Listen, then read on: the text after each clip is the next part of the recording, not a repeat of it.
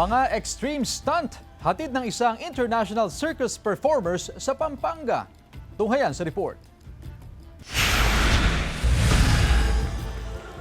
Kung ang hanap nyo ay kakaibang saya at todong adrenaline, hindi na kailangang lumipad pa ng ibang bansa. Dahil sa Pampanga, may palabas na siguradong mapapatayo ka sa kaba at paghanga. Wala ka sa Las Vegas, kapuso, dahil ilan lamang ito sa mga nakabibilib na stunt ng isang international circus na mapapanood up close and personal sa City of San Fernando. Mamangha sa tapang at lakas ng loob ng dalawang lalaking umiikot sa Wheel of Suspense. Hindi pa kontento, nagawa pang mag-jumping rope habang ginagawa ang stunt. Hindi rin pwedeng mawala sa show ang quick change performance, kung saan sa isang kisap mata, iba-ibang costume na ang suot ng performer at ang kaabang-abang na flying trapeze mula sa mga itinuturing na aerial daredevils ng show.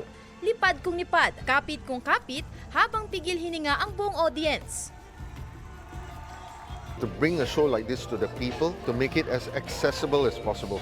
Audiences here can expect some acts that are almost never seen in circuses. Nagpasaya rin sa crowd ang mga makukulit na clowns na walang sawang nagpapatawa sa bata at matanda. Main highlights ng palabas, ang Globe of Death, kung saan todo tensyon ang ipinakitang stunt ng motorcycle duo na nag-racing sa loob ng isang bakal na globo. Lahat ng ito, live action, purong husay at walang camera tricks. Life is so busy, and kids always want to be with their parents, and doing something together is a way to bond, something that they will never forget. Usually nakikita lang namin sa movies.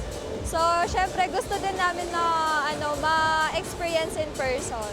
Back-to-back ang extreme at world-class performances sa Extreme Circus na magtatagal sa Pampanga hanggang katapusan ng Pebrero. Sandy Salvacio, One North, Central Luzon.